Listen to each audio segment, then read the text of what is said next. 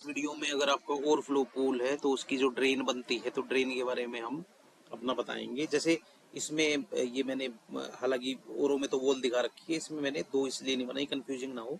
तो मान लो अपना ये जो नीचे टाइल की जो टेक्सचर है ये अपना पूल है, इसके चारों तरफ ये जो ग्रे ग्रे कलर का है ये हमने बार चारों तरफ इसकी ड्रेन बना दी है, जो नाली होती है ओवरफ्लो पूल में वो बना दी है।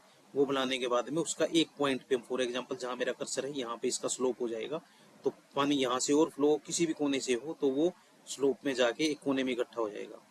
अब ये जो कोना होता है इसमें जो स्कीमर पूल होता है उसमें तो पानी नीचे रहता है। नीचे रहने के बाद में जब उसमें बंदे अंदर जाते हैं या निकलते हैं तो पानी का लेवल इंक्रीज और डिक्रीज होता है, तो वो उसमें एडजस्ट हो जाता है, क्योंकि ओवरफ्लो पूल में ऊपर तक पानी भरा रहता है।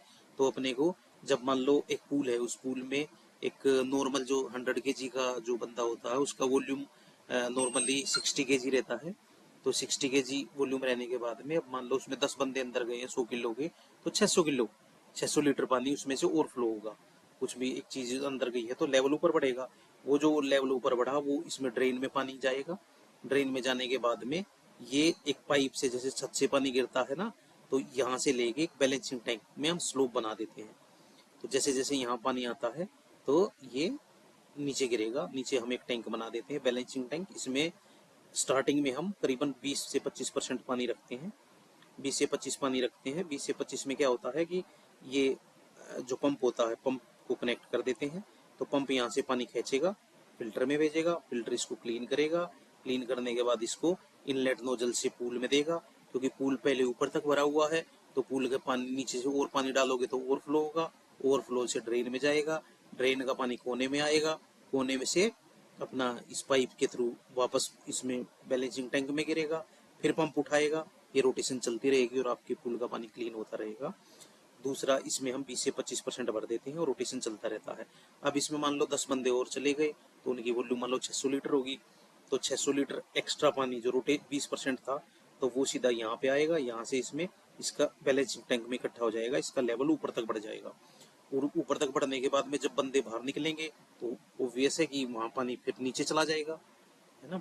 नीचे चला जाएगा तो ये पंप उसमें पानी वापस पूल में डालता रहेगा, और जब तक ओवरफ्लो नहीं होगा, जब तक वो ऊपर तक नहीं भरेगा, तो वो 600 लीटर पानी जो इसमें इकट्ठा हुआ था वो जब पूल में वापस चला जाएगा तो पूल फिर वापस ऊपर तक भर जाएगा, फिर वही रोटेशन चलता रहेगा। इस तरीके से अपना ओवरफ्लो पूल का मैकेनिज्म काम करता है और ओवरफ्लो काम करता है।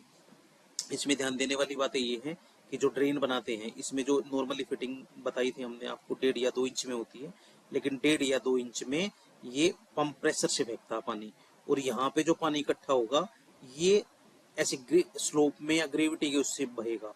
तो इसमें क्या है कि यहाँ पे अभी हमने 2 इंची पाइप लगा दिया तो ये तो प्रेशर से पंप फेंक रहा है। मतलब मान लो 1 घंटे में 10,000 लीटर पानी फेंक दिया, और इसमें जाएगा कम जाएगा क्योंकि इसमें पंप थोड़ी ना है, तो अपने आप ही आराम आराम से निकलेगा इसमें से। तो यहाँ पे पानी इकट्ठा होता रहेगा। तो ये अपने को बड़ा लगाना है, ये 2 इंच है तो करीबन इसको करीबन 3 साढ़े 3 इंच का लगा देंगे ताकि ये चौड़ा रहे।